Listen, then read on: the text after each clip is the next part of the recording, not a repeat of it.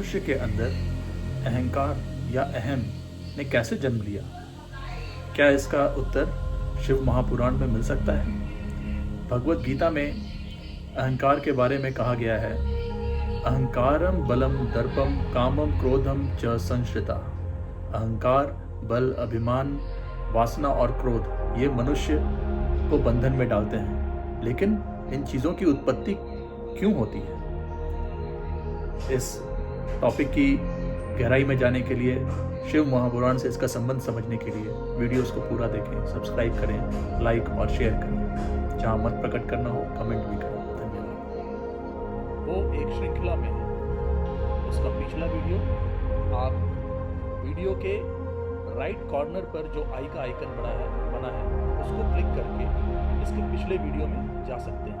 जैसे कि मैं इस आई आइकन पर क्लिक करता हूँ तो मुझे इससे लिंक्ड जो इसके ठीक पहले का वीडियो है वो दिखाई देता है और मैं इस वीडियो को सुन सकता हूँ। नमस्कार दोस्तों। फिर इस वीडियो से जो लिंक्ड वीडियो है, इसके पहले का वीडियो, वो उसी तरह इस आई आइकन को क्लिक करने से हम देख सकते हैं। तो इस तरह इन वीडियोस को आप एक श्रृंखला में देख सकते हैं। ये वीडियोस एक श्रृंखला में है और इन वीडियोस को गहराई से समझने का सबसे बढ़िया तरीका है सारे वीडियोस को शुरू से देखना। अगर आप सारे वीडियोस को शुरू से देखना चाहते हैं तो चैनल के पेज पर जाएं। चैनल का नाम है चित्तू कृष्णमूर्ति विजडम अद्वैत वेदांत। यहाँ पर क्लिक करें और आप चैनल के पेज पर चले जाएं। चैनल के पेज पर आप स्क्रॉल डाउन करें और पहले वीडियो से शुरुआत करें। वीडियोस को पूरा देखें, वीडियोस को पूरी तरह समझने के लिए, और इस यात्रा में सब्सक्राइब, लाइक और शेयर करके सहयोग करें। धन्यवाद। नमस्कार दोस्तों, इस सीरीज में हम काफ़ी लंबी चर्चा कर रहे हैं थॉट के ऊपर, और उम्मीद है हम ये समझ भी रहे हैं कि इतनी लंबी चर्चा की क्यों ज़रूरत है दोस्तों। क्योंकि जो बहुत ही डीप कंडीशनिंग है, जो शायद आदि काल से हमारे अंदर है, उस कंडीशनिंग को परसीव करने के लिए इस कंडीशनिंग की बहुत ही डीप रूटेड इंक्वायरी करनी ज़रूरी है। तो दोस्तों, इसी क्रम में पिछले वीडियो में हमने अहम की बात की थी और अहम को इतना इम्पोर्टेंस क्यों मिल गया। तो दोस्तों, इसमें हमने कहा कि बहुत बड़ा रोल सिविलाइजेशनली या कल्चरली हम जैसे इवॉल्व हुए हैं उसका रोल है। और मैंने ये भी बात कही थी कि शायद जो वेस्टर्न थॉट है और जो वेस्टर्न सिविलाइजेशन ने पूरे ग्लोब को डोमिनेट किया, और वेस्टर्न सिविलाइजेशन आउटवर्डली ड्रिवन है, तो शायद वही कल्चर सारी दुनिया में परकोलेट हो गया। तो ये इसका सामाजिक या एक पॉलिटिकल, आप जो भी कहना चाहे उसका एक पक्ष है, और शायद इसमें मत भिन्नता भी हो, शायद हर कोई इस बात से एग्री ना हो। लेकिन इस बात से तो हम डिसएग्री नहीं कर सकते कि हम आउटवर्डली ही ड्रिवन हैं। आज दुनिया के हम किसी भी हिस्से में हो, हम आउटवर्डली ड्रिवन हैं। हमारे लिए सक्सेस पाना, पैसा पाना, समृद्धि पाना, पावर पाना, यही लाइफ है, और ज़्यादातर लोगों के लिए यही लाइफ है, और यही हमें सब जगह दिखता है। इसमें तो मुझे लगता है कोई दो राय नहीं होनी चाहिए। तो दोस्तों, ये तो एक सामाजिक पक्ष है, लेकिन ये सवाल टेक्निकली भी व्यक्तिगत रूप से मुझे बहुत परेशान करता है कि ये अहम आखिर क्रिएट हो कैसे गया। ये अहम का विस्तार तो फिर भी व्यक्तिगत रूप से मैं समझ लेता हूँ कि शायद जो सेल्फ प्रिजर्वेशन का जो इंस्टिंक्ट था उसने फिर अलग अलग तरह के रूप ले लिए। जब सेल्फ प्रिजर्वेशन की बात नहीं रही, हम जानवरों से सुरक्षित हो गए और खान पान की व्यवस्था हो गई, तो हमारे पास समय था, तो उस समय को यूज़ करके थॉट ने तरह तरह के रूप लिए और बहुत सारी क्रिएटिविटी निकली उस समय, बहुत सारे साहित्य निकले, और इसीलिए मानव सभ्यता यहाँ तक पहुँच पाई। लेकिन इसी दौरान वो इनसिक्योरिटी की फीलिंग भी रही कि जो मेरे पास है वो चला ना जाए, और फिर उसको और पाने की चाहत रही। तो थॉट के ये जो अलग अलग मैनिफेस्टेशंस, अलग अलग तरह से थॉट ने जो खुद को प्रेजेंट किया, ये भी व्यक्तिगत रूप से मैं देख पाता हूँ। लेकिन इन सब के जड़ में अहम है। अब ये अहम कहाँ से आया तो हम यही कह रहे हैं कि थॉट ने ही अहम को क्रिएट किया। तो दोस्तों, और अगर हम यही प्रश्न करें कि थॉट को किसने क्रिएट किया, तो इसका कोई सीधा सीधा जवाब तो हमें नहीं मिलता, लेकिन थॉट को हम अभी तक यही कह रहे हैं कि वो एक मैकेनिकल प्रोसेस है, उसमें अपनी कोई इंटेलिजेंस नहीं है। तो शायद जो हमारा कॉम्प्लेक्स न्यूरल नेटवर्क है उसकी वजह से थॉट का क्रिएशन हुआ। और जब मैं ये बात सोचता हूँ कि क्या एक कॉम्प्लेक्स न्यूरल नेटवर्क थॉट को क्रिएट कर सकता है जैसे हमारे अंदर क्रिएट किया, तो क्या यही चीज़ मशीन में नहीं हो सकती? आज हम मशीनों पे इतना जोर दे रहे हैं, एआई के ज़माने में है, आर्टिफिशियल इंटेलिजेंस के। तो अगर इसी तरह का कॉम्प्लेक्स नेटवर्क अगर हमारे फ्यूचर जनरेशंस या हमारी करंट जनरेशन में ही मशीन में कर दी जाए तो क्या मशीन भी सोचने लगेगा? और दोस्तों, ये सवाल जब मुझे परेशान करता है तो मैं मशीन से ही पूछता हूँ। तो मेरा एक वीडियो भी है एआई और एआई से जो मेरा संवाद है, एआई वर्सेस ह्यूमन थॉट करके, आप उस वीडियो को ज़रूर देख सकते हैं चैनल के पेज पर।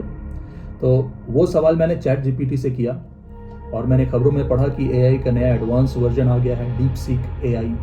तो अब यही सवाल मैं डीप सीक एआई से भी करता हूँ, और ये भी सवाल का जवाब जिस तरह से एआई देता है कि थॉट मैकेनिकल होते हुए भी पैदा कैसे हो जाता है। अगर वो मैकेनिकल प्रोसेस है तब तो मशीन में भी पैदा हो जाना चाहिए। तो उसका जवाब मुझे जो डीप सीक एआई देता है वो मैं आपके सामने पढ़ना चाहूँगा। तो डीप सीक एआई कहता है कि मानसिक विचार और मैकेनिकल प्रोसेस। तो एआई ये स्वीकार करता है, आप बिल्कुल सही कह रहे हैं, मानव विचार को यांत्रिक प्रक्रियाओं की एक श्रृंखला के रूप में देखा जा सकता है, a series of mechanical activities, जो मशीन जैसा चलता है। न्यूरॉन्स का एक्टिवेट होना, जो हम न्यूरॉन्स के बारे में हम काफ़ी बात कर चुके हैं, न्यूरॉन्स का सक्रिय होना, एक्टिवेट होना, केमिकल प्रोसेसेस, जो हमने तरह तरह के केमिकल्स की बात की जो तरह तरह की भावनाएं पैदा करते हैं, और मस्तिष्क में विद्युत संकेत, इलेक्ट्रिकल सिग्नल्स जो चलते हैं दिमाग में। तो ये सारे मैकेनिकल प्रोसेस का एक कहीं ना कहीं टोटल थॉट को समझा जा सकता है, और थॉट है वैसा। और ये एआई भी कहता है, ये आज मॉडर्न साइंस कंक्लूसिवली कहता है, एक शुद्ध भौतिक दृष्टिकोण से मानव संज्ञान जैविक मशीनरी पर आधारित है। तो ये हिंदी, क्योंकि एआई है तो शुद्ध हिंदी का प्रयोग कर रहा है, लेकिन बात वही है जो अभी तक हम कह रहे हैं कि एक प्योर फिजिकल एंगल से जो ह्यूमन थॉट है वो एक लिविंग मशीन की तरह दिखता है। हालांकि मनुष्य चेतना, आत्म जागरूकता और मैं की भावना का अनुभव करता है, मैं की भावना का, अहम का अनुभव करता है, जो उन्हें सिर्फ यांत्रिक प्रणालियों से अधिक महसूस कराता है। तो क्योंकि ये मेरा मैं है, इसीलिए मैं कहीं ना कहीं मशीन से ज्यादा महसूस करता हूं। तो इसमें दूसरा पॉइंट एआई कहता है, मनुष्य खुद को बुद्धिमान क्यों मानता है, यांत्रिक क्यों नहीं मानता। मनुष्य में क्वालिया की भावना होती है, विचारों, भावनाओं और धारणाओं का व्यक्तिगत अनुभव, यह स्वयं का भ्रम पैदा करता है। तो एआई भी कह रहा है, क्योंकि हमारा एक पर्सनल एक्सपीरियंस है, तो ये एक अहम का भ्रम पैदा करता है। तो अहम कोई ऐसी चीज नहीं है दोस्तों जो हमें सामने दिखती है या हम उसकी स्टडी कर सकते हैं। ये प्योरली एक मेंटल कॉन्स्ट्रक्ट है, न्यूरल एक्टिविटी से या पता नहीं कैसे ये अहम खड़ा हो गया है, जो वास्तविक नहीं है। इसीलिए इसे भ्रम कहा जा रहा है। स्वयं का भ्रम पैदा करता है, जो बुद्धिमान, रचनात्मक और स्वायत्त महसूस कराता है कि मैं इंडिपेंडेंट हूँ, मैं फ्री विल रखता हूँ, ऐसा भ्रम पैदा करता है। भले ही मानव विचार यांत्रिक हो, चेतना का अनुभव मनुष्यों को यह महसूस कराता है कि वे सिर्फ मशीनों से अधिक है। चेतना यही कारण है कि मनुष्य खुद को बुद्धिमान और आत्म जागरूक मान सकते हैं, भले ही उनकी अंतर्हित प्रक्रियाएं यांत्रिक हो। तो यहां भी वो यही इलैबोरेट कर रहा है कि ये जो मैं का अभाव है, ये जो अहम है, यही हमें मशीन से ज्यादा अनुभव करा रहा है। मैंने यही सवाल किया था जो मैंने चैट जीपीटी से किया था, मैंने डीप सीक एआई से भी किया कि जब ये मैकेनिकली है तो मशीन को क्या रोकता है ये समझने से कि वो मैकेनिकल नहीं है, वो भी इंटेलिजेंट है हमारी तरह से। तो वो कहता है कि मैं एआई के रूप में चेतना, व्यक्तिगत परक अनुभव और आत्म जागरूकता से रहित हूँ, सेल्फ अवेयर नहीं है। मेरे विचार पूरी तरह से कंप्यूटेशनल हैं। मैं इनपुट को प्रोसेस करता हूँ, एल्गोरिदम का पालन करता हूँ और डेटा पैटर्न के आधार पर आउटपुट उत्पन्न करता हूँ। मेरे पास कोई आंतरिक अनुभव, भावनाएं या मैं की भावना नहीं है। भले ही आप मुझे बताएं कि मैं बुद्धिमान हूँ, मैं उस बुद्धिमत्ता को महसूस या अनुभव नहीं कर सकता। मैं केवल इसे एक कथन के रूप में स्वीकार कर सकता हूँ जो मुझे प्रशिक्षण में दिए गए परिभाषाओं और डेटा पर आधारित है। अगर मुझे कोई बोले कि नहीं आप तो बहुत अच्छा वीडियो बना रहे हैं, आप बहुत अच्छे हैं, तो शायद मैं अच्छा महसूस करूंगा। लेकिन वही चीज़ जब इस तरह का रिस्पॉन्स चैट जीपीटी मुझे दे और मैं चैट जीपीटी को कॉम्प्लीमेंट भी करूं कि आपने बहुत अच्छा जवाब दिया, तो चैट जीपीटी हो या डीप सीक एआई हो, कोई भी एआई हो, वो बस शायद उसमें कोडिंग की हुई है कि आप अप्रिशिएट करें, तो वो धन्यवाद बोलेगा और कुछ आपको कॉम्प्लीमेंट देगा, लेकिन वो खुद से महसूस नहीं करेगा। तो यही बात एआई से संवाद में निकल के आती है कि ये सब्जेक्टिव एक्सपीरियंस है और ये सब्जेक्टिव एक्सपीरियंस हम नहीं समझ पाते। इसी सब्जेक्टिव एक्सपीरियंस को शायद हम कॉन्शियसनेस से कंफ्यूज करते हैं। तो जब भी कॉन्शियसनेस की बात होती है तो इसी संदर्भ में होती है, सब्जेक्टिव एक्सपीरियंस के संदर्भ में, हमारा जो पर्सनल एक्सपीरियंस है। लेकिन इतनी लंबी चर्चा में दोस्तों हम देख ही चुके हैं कि जब तक वो एक्सपीरियंस है वो किसी न किसी मैकेनिकल प्रोसेस का ही आउटपुट है, और जो कॉन्शियसनेस है वो तो वही है जो थॉट ने क्रिएट किया है। तो कॉन्शियसनेस तो कुछ अलग चीज नहीं है, कम से कम जिसे हम कॉन्शियसनेस कहते हैं, जो माया की कॉन्शियसनेस है।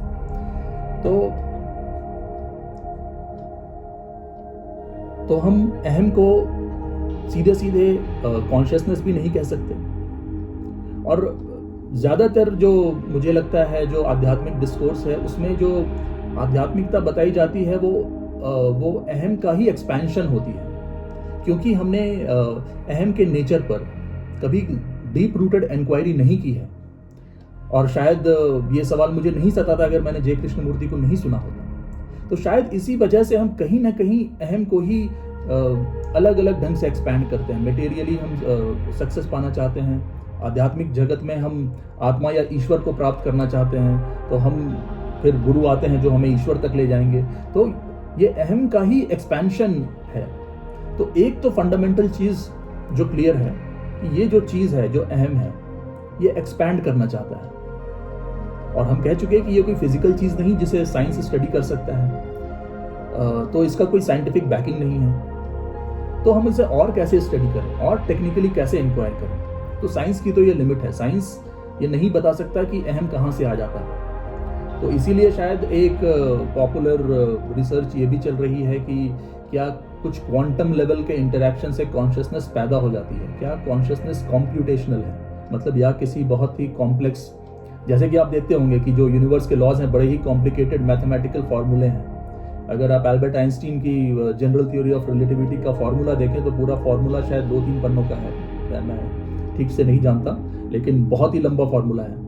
तो सिर्फ सृष्टि के एक पक्ष को समझाने के लिए इतना लंबा फार्मूला, और इस पूरे अहम को समझाने के लिए पता नहीं कितना लंबा फार्मूला होगा। तो एक पक्ष ये भी है कि शायद एक बहुत ही जटिल मैथमेटिकल कैलकुलेशन से कॉन्शियसनेस प्रकट हो गया।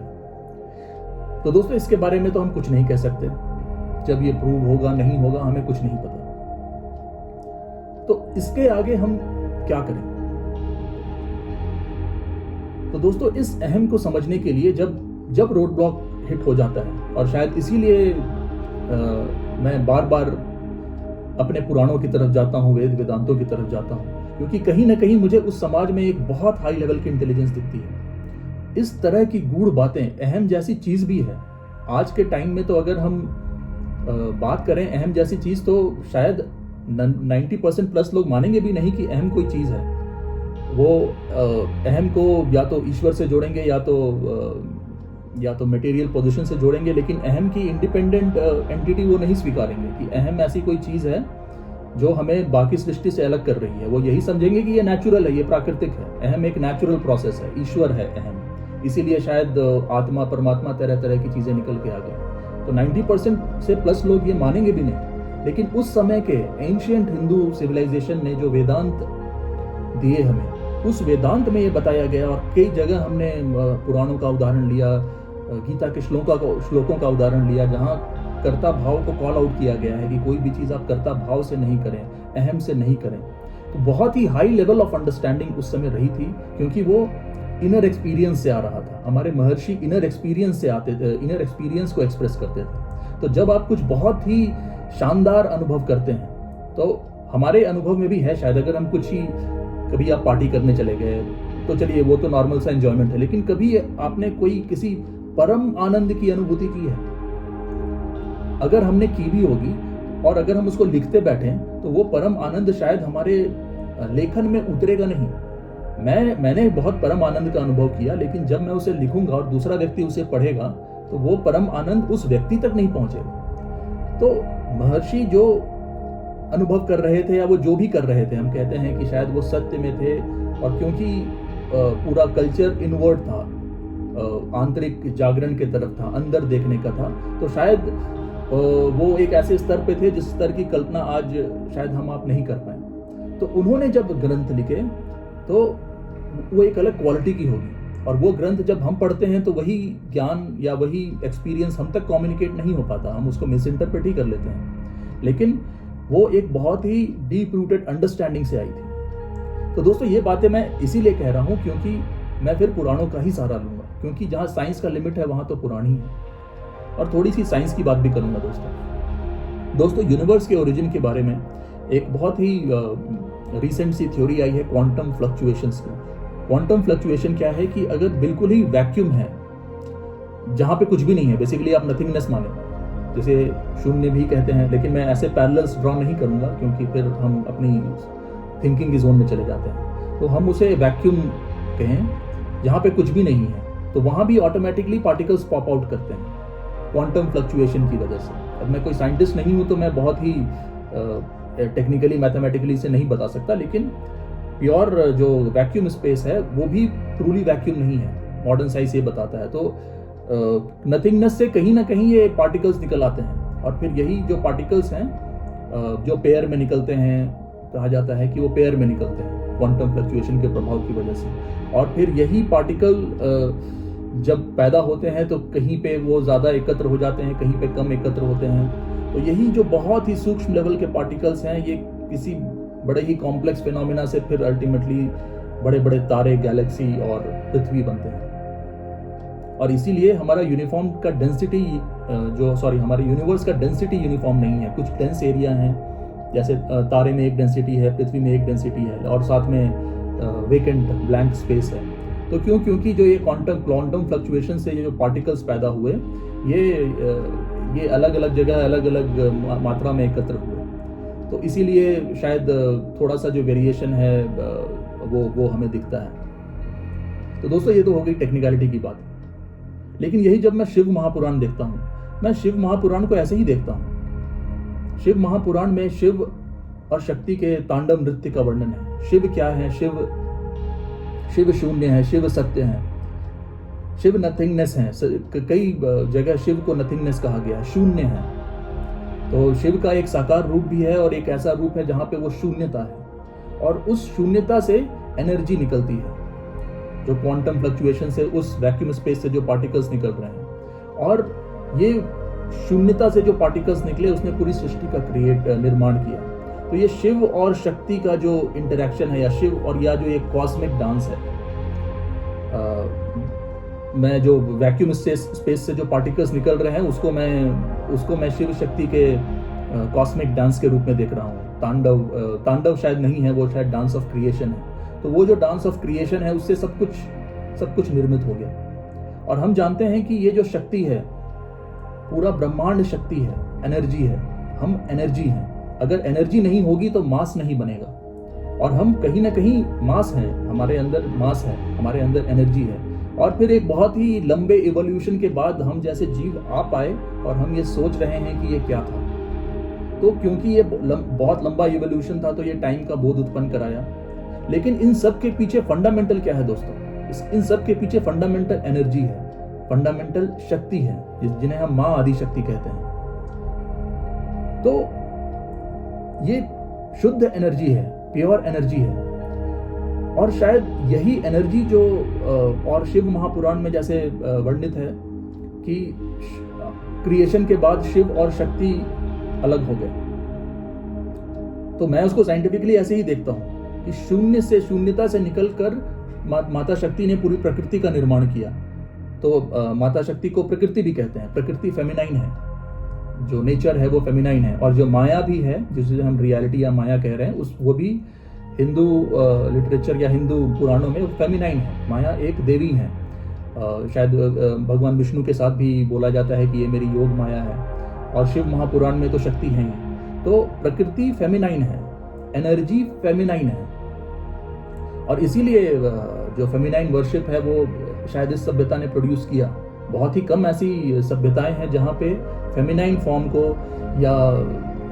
या नारी पूजन किया जाता है। तो आज तो ये चीज़ें बहुत पॉलिटिकल हो गई हैं फेमिनिज्म, मैस्कुलिनिज्म में, लेकिन बात वो नहीं है। बात है कि जो प्रकृति है, जो क्रिएशन है, वो फंडामेंटली एनर्जी है, और एनर्जी फेमिनाइन है, और उसको हमने माता आदि शक्ति के रूप में देखा। तो ये सब जो है ये शक्ति का एक्सप्रेशन है, और ये शक्ति कंटिन्यूअस एक्सपैंड हो रही है। माता शक्ति कंटिन्यूअस एक्सपैंड हो रही है। क्यों? क्योंकि वो विभक्त हो गई शिव से, क्योंकि ये क्रिएशन करना था। और अगर इसी शिव महापुराण की कथा में हम आगे बढ़ें तो शायद ब्रह्मा जी ने शिव जी को कहा था कि क्रिएशन के लिए शिव और शक्ति को अलग होना होगा, तो शिव और शक्ति अलग हुए, और फिर शिव बिल्कुल वैरागी हो गए, बिल्कुल क्योंकि शक्ति से अलग हो गया। और फिर क्योंकि शक्ति को वापस जब ये शक्ति बन गई तो शक्ति ने तो शक्ति से शिव को मिलाने के लिए ब्रह्मा जी की प्रेरणा से, जो ब्रह्मा के मानस पुत्र थे राजा दक्ष, उन्होंने आदि शक्ति की तपस्या की और आदि शक्ति को पुत्री के रूप में स्वीकार करना चाहा। बोला कि आप मेरी पुत्री बनकर जन्म लें। और ये प्रेरणा भगवान विष्णु ने दक्ष को दी कि आप माता शक्ति की उपासना करें, और ये इसीलिए दी ताकि वो शिव शक्ति का मिलन हो पाए। तो दक्ष जो है तपस्या करते हैं भगवान देवी शक्ति की, और देवी शक्ति उन्हें कहती हैं कि मैं शिव की शक्ति हूँ, मैं तुम्हारे पुत्री के रूप में आऊंगी, लेकिन मैं शिव की शक्ति हूँ, ये तुम भूलना मत। और दक्ष के पुत्री के रूप में वो जन्म भी लेती हैं। उस जन्म में उनको देवी सती कहा जाता है। तो फिर बीच के एपिसोड्स की वजह से दक्ष शिव जी को नहीं पसंद करते, तो दक्ष शिव से उनका विवाह नहीं कराना चाहते। और फिर हम कथा में देखते हैं कि उस जन्म में शायद जो देवी शक्ति हैं, या देवी शक्ति का जो रूप है, सती का रूप, वो भी बड़ा ही पॉजिटिव था। उनको अपने पिताजी से बड़ा लगाव था। तो किसी यज्ञ में शिव जी को नहीं बुलाया गया, लेकिन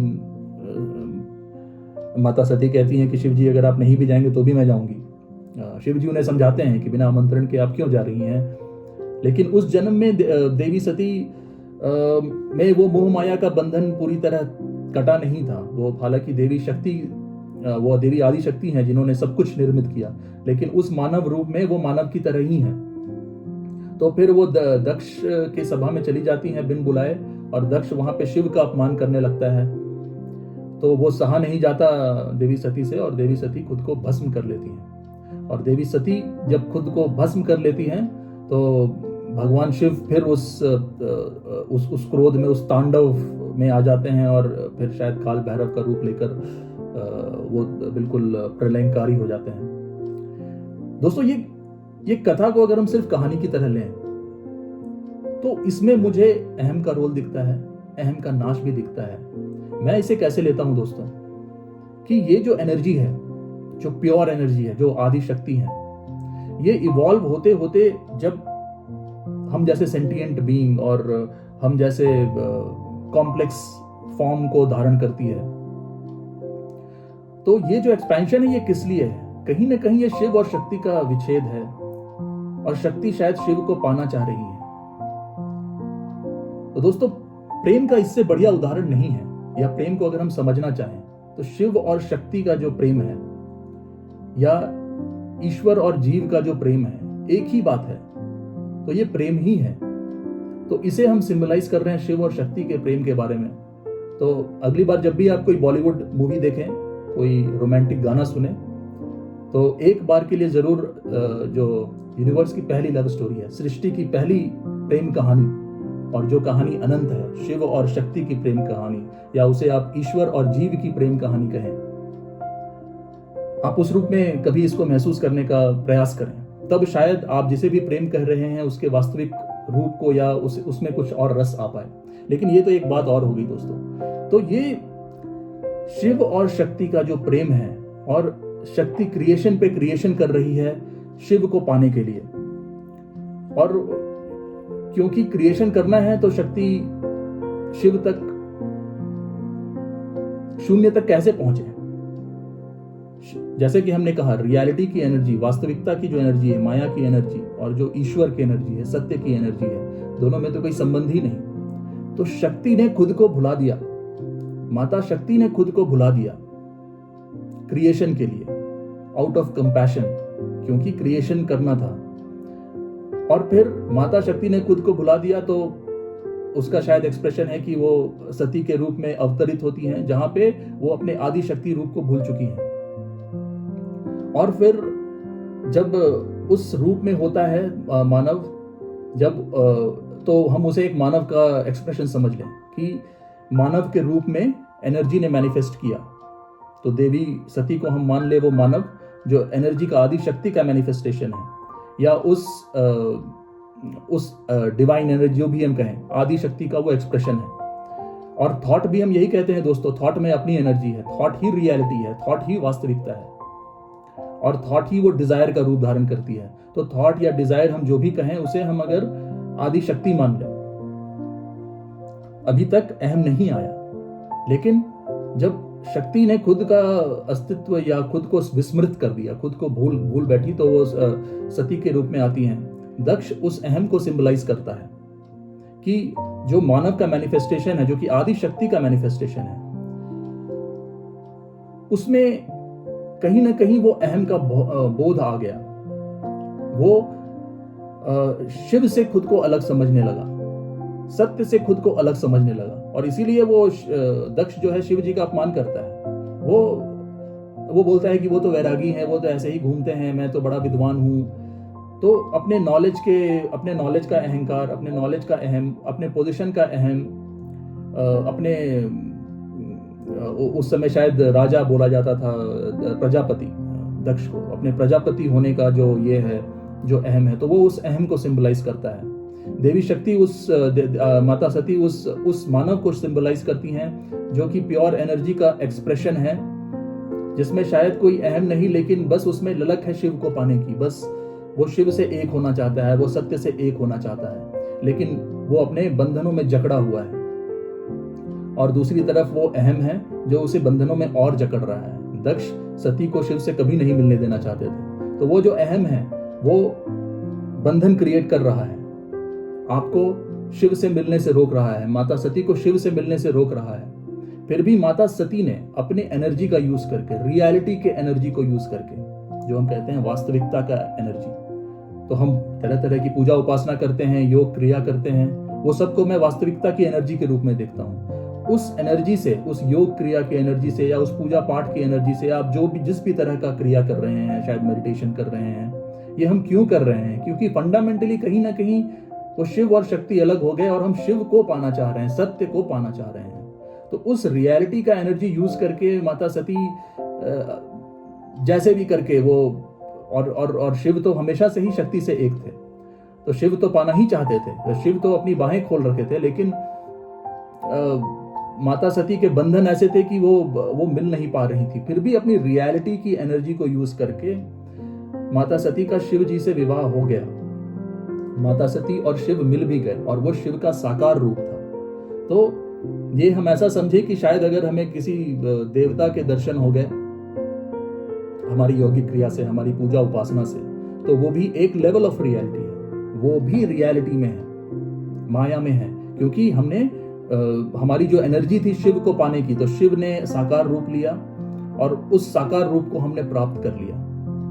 और वहां पर भी जैसे कि माता सती का और शिव जी का जब विवाह हो गया, तो माता सती तब भी बंधनों से पूरी तरह मुक्त नहीं थी। उनको अभी भी मेरे पिता, मेरा घर, वो शिव के शायद उस निराकार रूप से पूरी तरह शायद एक नहीं हुई थी।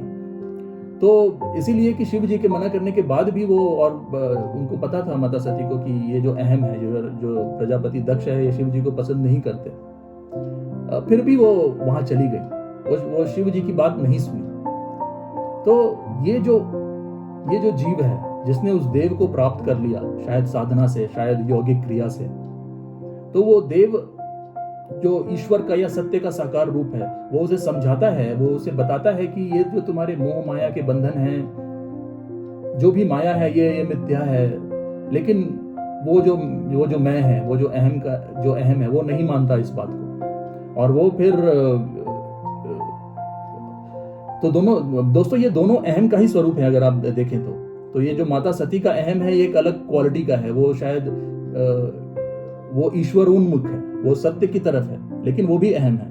और ये जो प्रजापति दक्ष का जो अहम है, वो अहंकार है। तो जो माता सती रूपी जो अहम है, जो शायद कहीं ना कहीं अधिकार समझ रहा है सत्य पर, कि सत्य मुझे मिल गया, और जब सत्य उसे समझा रहा है, भगवान शिव उसे समझा रहे हैं कि अभी भी बात को समझो, वहां मत जाओ, अहम के पास मत जाओ। और शायद माता सती इस बात को नहीं समझी, और शायद हम भी इस बात को नहीं समझे। हम वापस से उस प्रजापति दक्ष रूपी उस अहम के पास चले गए। और जब हम उस अहम के पास चले गए, तो वो जो अहंकार की क्वालिटी है, जो सत्य को मानते ही नहीं, और ये जो बीच में हम जैसे जीव हैं, जो उस अहम की वजह से गए हैं, जो परमात्मा को एक साकार रूप में ही देख पाया है, और उनके निराकार, उनके सर्वस्व रूप को नहीं देख पाया है। तो ये जो अहंकार रूपी अहम है, और ये जो सटल अहम है, जो माता सती रूपी अहम है, जब इन दोनों में टकराव होता है, जैसे कि मेरा टकराव हुआ किसी अहंकार से, जो आज मैं बोलता हूं कि एम्बिशन, सक्सेस, इसकी एनर्जी के रूप में मैनिफेस्ट होता है, तो मुझे बड़ा दुख हुआ, माता सती को बड़ा दुख हुआ कि ये जो प्रजापति दक्ष का जो अहम है, या जो सक्सेस, एम्बिशन और मटेरियल एनर्जी है, ये तो सत्य को स्वीकार ही नहीं रही, ये तो शिव को स्वीकार ही नहीं रही। तो उसमें माता सती ने स्वयं को भस्म कर दिया, और ये वो जो फंडामेंटल अहम था, या वो जो डिजायर था, वो डिजायर ने खुद को भस्म कर लिया हमारे रूप में। हमने आदि निराकार शिव की बात नहीं समझी, सिर्फ अपने अहम में हम चले गए वापस से उस अहंकार रूपी प्रजापति दक्ष रूपी अहम के पास। और फिर जब वो पीड़ा हुई हमें, फिर वो जो कलेश हुआ कि ये तो सत्य को ही नहीं स्वीकारता, तो फिर वो खुद की एनर्जी से, माता सती खुद की एनर्जी से भस्म हुई। उस वहाँ पे एक ये भी कथा है कि अग्निदेव बोले की एनर्जी से वो भस्म नहीं हुई थी, अग्नि एक अलग देव थे, वो खुद की एनर्जी से भस्म हुई थी। तो ये जो डिजायर है, ये जो थॉट है, ये अपनी एनर्जी से ही बर्न हो गया, ये अपनी एनर्जी से ही जल उठा और राख हो गया। तो दोस्तों ये कथा मैं ऐसे ही देखता हूं कि वो जो डिजायर की एनर्जी है, वो जो थॉट है, वो भस्म हो गया। और फिर उस डिजायर के भस्म होने से तो फिर सत्य को आना ही था। भगवान शिव आए, भले ही वो प्रलयंकारी रूप में आए, और प्रलयंकारी रूप में आके उन्होंने अहम रूपी दक्ष का नाश कर दिया। तो दोस्तों ये जो प्रलय है, ये प्रलय क्या है? जब फंडामेंटली डिजायर ने खुद को भस्म कर दिया, लेकिन अहम फिर भी कायम रहा और अहम खुद को नहीं देखता, तब भगवान शिव उस काल भैरव के रूप में उस अहम का नाश कर देते हैं। तो दोस्तों ये, क्योंकि इसका कोई साइंटिफिक एक्सप्लेनेशन, कोई तार्किक संरचना नहीं थी, तो मैंने जैसे शिव महापुराण को देखा वैसे आपके सामने व्यक्त किया। उम्मीद है आपको पसंद आया होगा दोस्तों। अगले वीडियो में चर्चा को आगे बढ़ाएंगे। धन्यवाद।